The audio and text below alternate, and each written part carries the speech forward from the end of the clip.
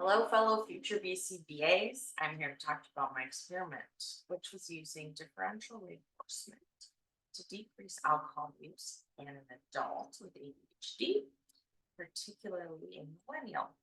Millennials tend to have the habit of drinking more than the younger generation, and people with ADHD tend to have compulsive or impulsive behaviors. They also tend to drink a little bit more. So the rationale for my experiment is my subject had the desire to decrease her intake of alcohol. So for the baseline of my experiment, my subject tracked how many drinks per day. So this was the dependent variable. So for intervention one, I implemented differential reinforcement of incompatible behaviors. And this is incompatible because you can't have two drinks at the same time. So she was supposed to have alternative to alcohol drinks. So she used CBD drinks she really liked, so she subscribed to those and ordered those. She always brought them with her, even if she went to a bar or a party, and that tended to decrease the behavior. For phase 3, I added a component, and this component is differential reinforcement of alternative behaviors. And we used a smartphone-based app where it gives her prompts every day, basically cognitive behavioral therapy, and it's designed to help people decrease their alcohol use.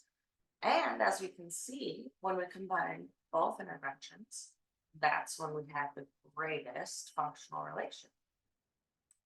Now for phase 4, my friend ran out of her CBD drinks, so she didn't have them on her at all times. Now it looks like the app was maybe working, but both of them worked better together. Because you can see that in the last phase, her alcohol intake went down as she got more of those drinks. So, in conclusion, through testing all 3 combinations, which is, I wrote it wrong up here. It's an A, B, C, D, C design, because the intervention 2 and intervention, the last one, are the same. So it's good to see that functional relation that both together had the greatest impact on decreasing the behavior of using alcohol and increasing sobriety. So those were my independent variables. And this experiment was socially valid because it's important for people to be contributive to society and be healthy and live a balanced life and have success.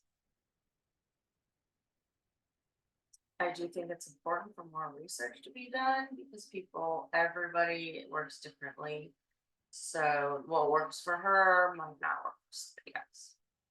So thanks for listening to my experiment. As you can see, there are ways to decrease alcohol use and just use an alternating treatment design if you want to compare. If I were to do it differently, I would say I would use multiple subjects and multiple baseline cross subjects so that we could see what works and see if different people operate differently. So thank you again for listening and good luck in your BCBA career.